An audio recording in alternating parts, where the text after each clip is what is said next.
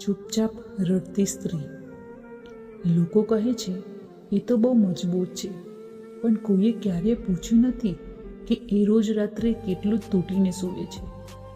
એક શાંતિ નામની સ્ત્રી બધાના દુઃખ સાંભળતી, પણ પોતાનું દુઃખ કોઈને કહેતી નહીં. પતિ ગુસ્સામાં બોલી જાય, સંબંધીઓ તાના મારે, તો પણ શાંતિ હસીને બધું સહન કરે.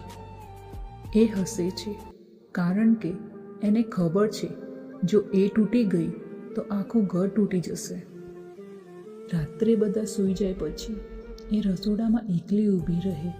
આંસુ પડી જાય પણ અવાજ નથી આવતો, કારણ કે સ્ત્રીને રડવાનો પણ સમય નથી મળતો.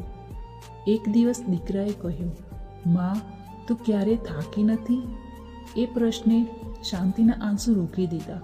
એ દિવસે એને સમજાયું, હું જો મારી જાતને બચાવું નહીં તો કોઈ નહીં બચાવે.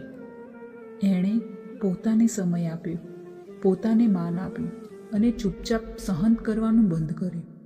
આજે શાંતિ હજી પણ સંઘર્ષમાં છે, પણ હવે એ ખાલી સહન નથી કરતી, એ પોતાની જિંદગી જીવે છે.